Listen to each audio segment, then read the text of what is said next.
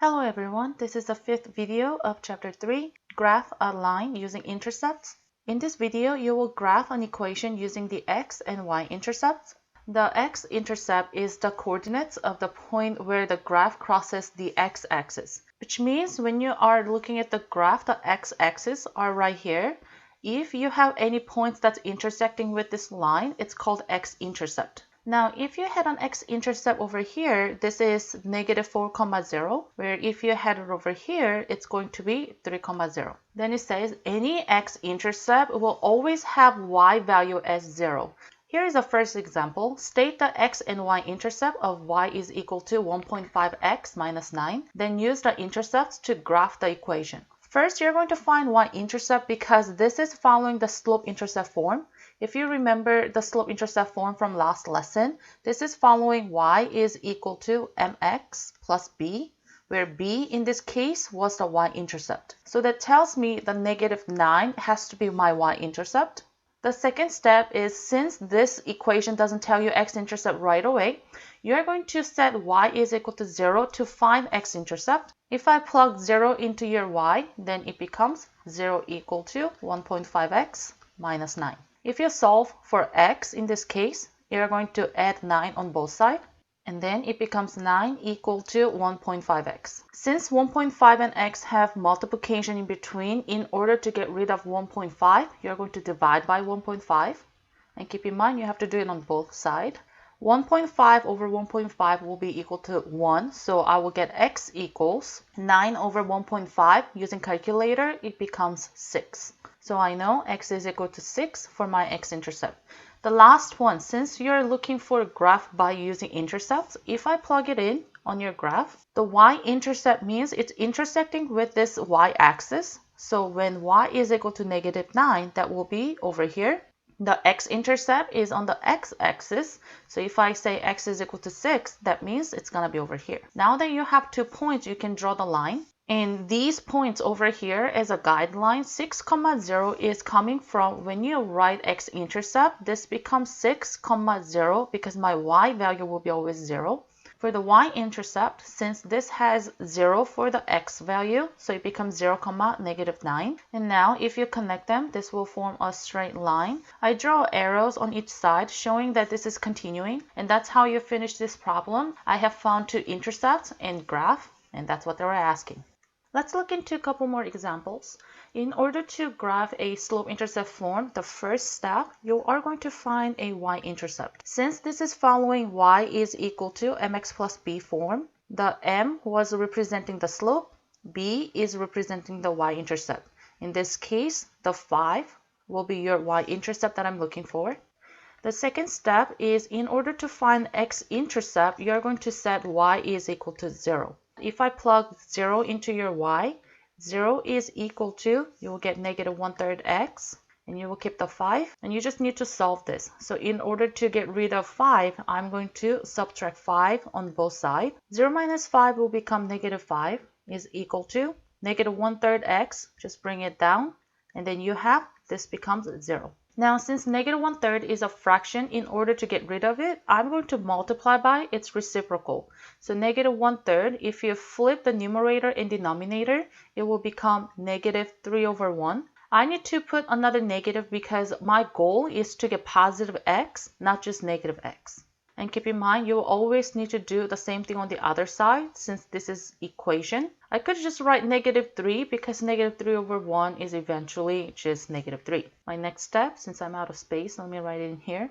-3 times -5 becomes +15. That's equal to, this becomes just x. The third step in here will be, now you're going to graph using those intercepts. Be careful on this graph because it's not going by ones. So I believe each box will be equal to 2. If you want to graph y-intercept is equal to 5, 1, you're looking at the y-axis. And since this is going by 2, so here's 2, 4, 6, the 5 has to be over here. The x-intercept was 15, so same thing on the x-axis. The 15 on here, well, if this is 14, 15 has to be over here.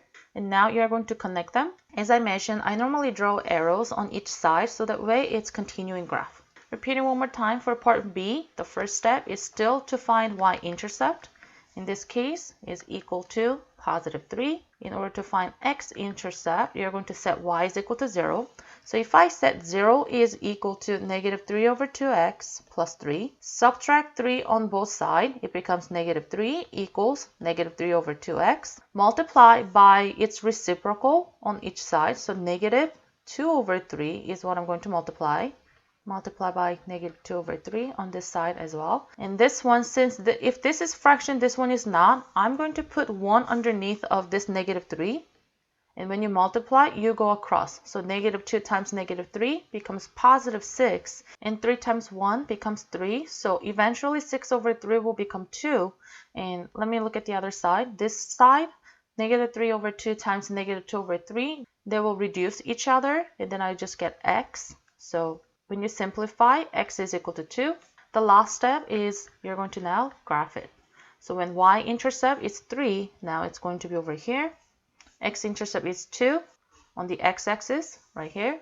I just need 2 points at least to graph them. So if I connect these 2 points, this is how you're going to graph a y is equal to negative 3 over 2x plus 3 using intercepts. Besides the slope-intercept form, the next popular form is called standard form. When an equation is written in the form ax plus by is equal to c, where a has to be bigger or equal to 0, and a, b, and c are all integers, it is written in standard form. So knowing that a, b, and c are all integers, if you have x and y on the same side is equal to a constant, then it is called a standard form.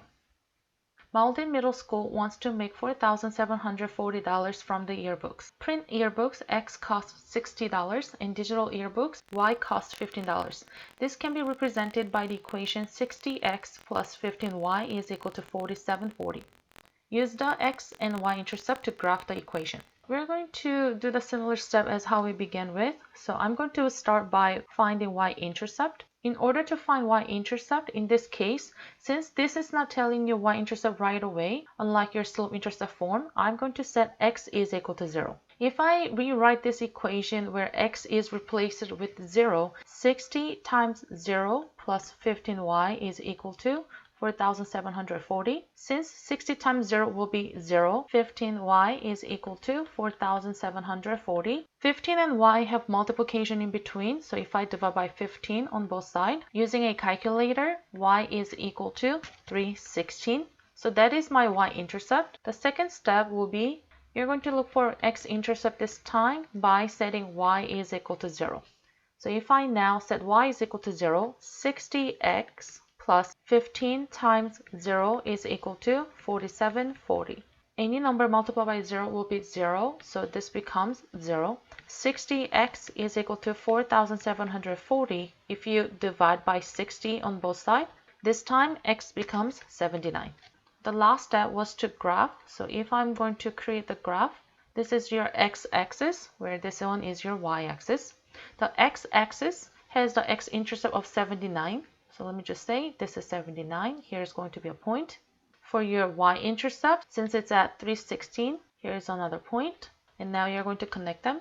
Unlike the other problems in real life, you cannot really make any negative numbers. So instead of me drawing arrows on each side, this is how I'm going to finish the problem. Number 3 is continuing from number 2. Now that you have a graph, I want you to interpret what the x and y-intercept means. From the previous situation, the X was print yearbooks that cost $60 each, where if I had X-intercept is equal to 79, if you sell 79 print yearbooks that cost $60 each, using the equation 60x plus 15y is equal to 4,740.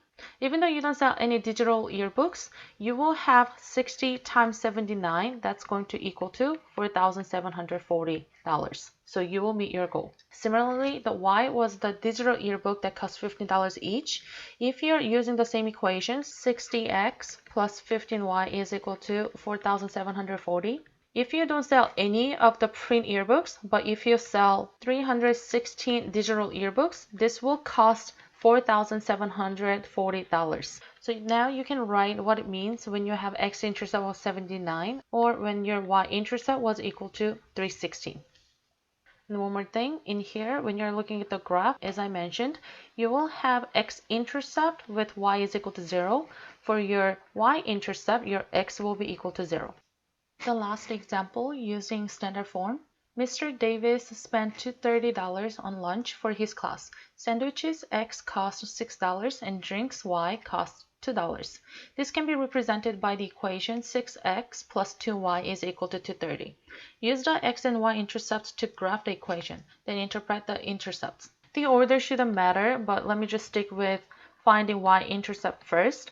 In order to find y-intercept, again, since this is not using a slope-intercept form, it doesn't really tell you anything. I have to find y-intercept by plugging in x is equal to 0. If I know x is equal to 0 in this case, it looks like 60, but it's actually 6 times 0, so this will be equal to 0. All you get is 2y is equal to 230. 2 and y has multiplication in between, so using inverse operation, if you divide by 2 on both sides, y is equal to 115. The next step, if you are looking for the x-intercept, again, any x-intercept, since it's going to be laying on the x-axis, every x-intercept should have y is equal to 0. Then, if I put 0 into your y, this 2 becomes total of 0. 6x is equal to 230. And when you're dividing by 6 on both sides, if you're using calculator, x becomes 38.3 repeating. The third step is you're going to now graph using x and y-intercept. The y-intercept, when x is equal to 0, the y is equal to 115. So I would say around here. The x-intercept, when y is equal to 0, x is equal to 38.3 repeating. I'm going to put somewhere around here. It doesn't have to be exact. Now if you connect them, this will be the graph of 6x plus 2y is equal to 230. Now that you have to interpret what it means by those x and y-intercept, this y-intercept on here, when y is equal to 15, that is representing the number of drinks. So if you're buying 115, that is equal to $230 that you have. So that's the maximum number that you can buy for the drinks when you don't buy any of the sandwiches. On this side, when your x is 38.3 repeating, the problem is you cannot really buy 38.3 repeating sandwiches. I'm going to round down that number to 38. So when you have 38 sandwiches, that is going to be about $230, where that is the maximum number you can buy when you don't buy any of the drinks. This will be written as 38.3 repeating, comma 0, where on this one is going to be 0, comma 115. This is the end of the lesson. Thanks for learning with me. If you have any questions, please leave a comment.